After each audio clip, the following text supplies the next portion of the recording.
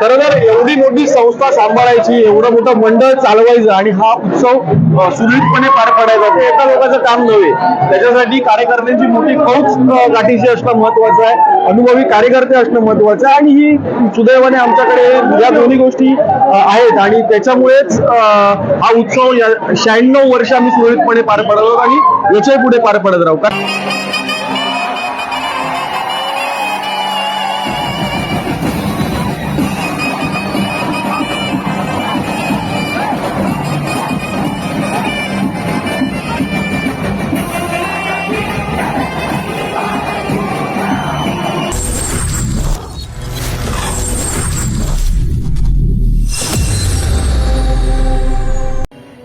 नमस्कार मंडळी, मी शिवम जाधव स्वागत करत आहे आपल्या मराठी यूट्यूब चॅनलवरती द ट्रॅव्हल विथ शिवमवरती. तर आज आपण खास ब्लॉग बनवत आहोत, तो म्हणजेच मुंबईचा राजा. तुम्हाला माहितीच असेल, मुंबईचा राजा म्हणलं की एकच नाव येतं, ते म्हणजे आपल्या लालबाग परळमधील गणेश गल्लीचा राजा म्हणजे मुंबईचा राजा. तर आज त्या गणपतीचं पाद्यपूजन आहे आणि पूर्ण पाद्यपूजन सोहळा पाहण्यासाठी आपण जाणार आहोत आणि तो तुम्हाला नक्की आवडेल. तुम्ही शेवटपर्यंत नक्की बघा.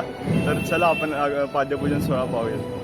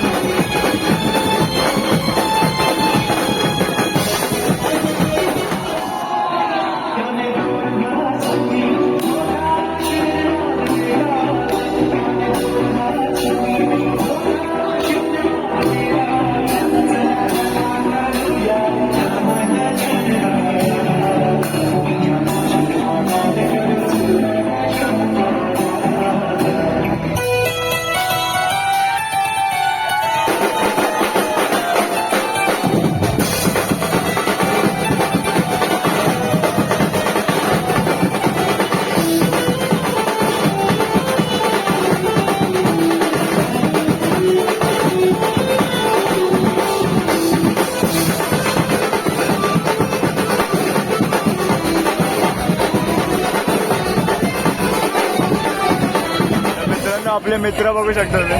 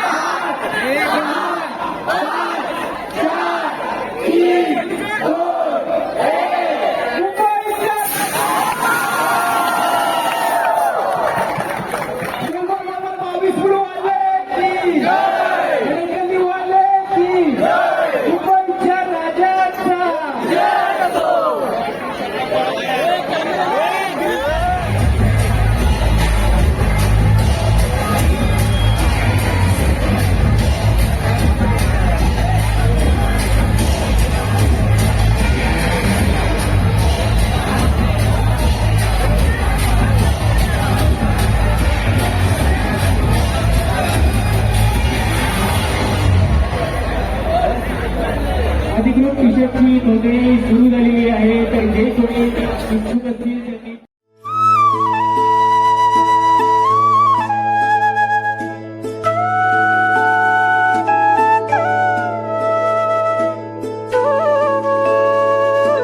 तर मित्रांनो, आज आपल्या मुंबईचा राजा गणेश गल्ली या गणपतीचा पाद्यपूजन सोहळा आहे आणि आपल्यासोबत आता आपले प्रमुख अधिकारी किंवा प्रमुख पदाधिकारी व सचिव आपले स्वप्नील दादा खूप वर्षांपासून यांच्या मुंबईच्या राजामध्ये ते काम करत आहेत खूप वर्षापासून.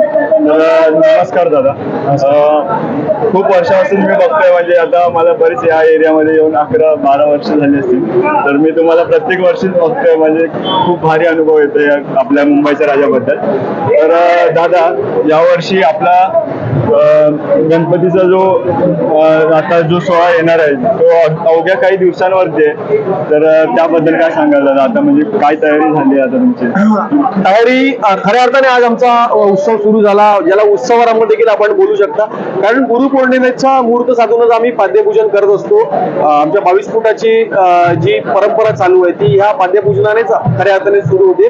आणि यंदाच्या वर्षी तर आम्ही थेट सर्व गणेश भक्तांना रायगडाची पर्वणी देणार आहोत. कारण अभेद्य असा मराठ्यांची राजधानी ज्याला म्हणतात तो दुर्गेश्वर रायगड, शिवकालीन रायगड कसा असेल त्याची एक प्रतिकृती दाखवण्याचा प्रयत्न आम्ही यंदाच्या वर्षी उत्सव मंडळाच्या वतीने करणार आहोत. आणि परंपरेप्रमाणे 22 फुटाची उत्सव मूर्ती तर आपल्या सगळ्यांना पाहावयास मिळेल.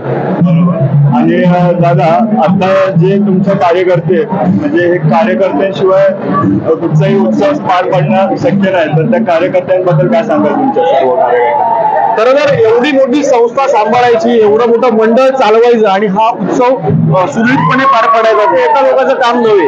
त्याच्यासाठी कार्यकर्त्यांची मोठी फौज गाठीशी असणं महत्वाचं आहे, अनुभवी कार्यकर्ते असणं महत्वाचं आहे. आणि ही सुदैवाने आमच्याकडे या दोन्ही गोष्टी आहेत आणि त्याच्यामुळेच हा उत्सव 96 वर्ष आम्ही सुरळीतपणे पार पडलो आणि याच्याही पुढे पार पडत राहू. कारण हे नुसतं मंडळ नसून हे कार्यकर्ता तयार करण्याचा हा कारखाना आहे.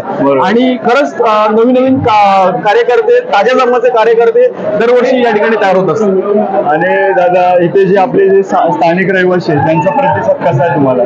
स्थानिक रहिवासीच आमचे कार्यकर्ते असतात. कारण हा हे उत्सव मंडळ ही स्थानिकांची संस्था आहे आणि स्थानिकांच्या एकत्रितपणे एवढं ही मंडळ तयार झालेलं आहे.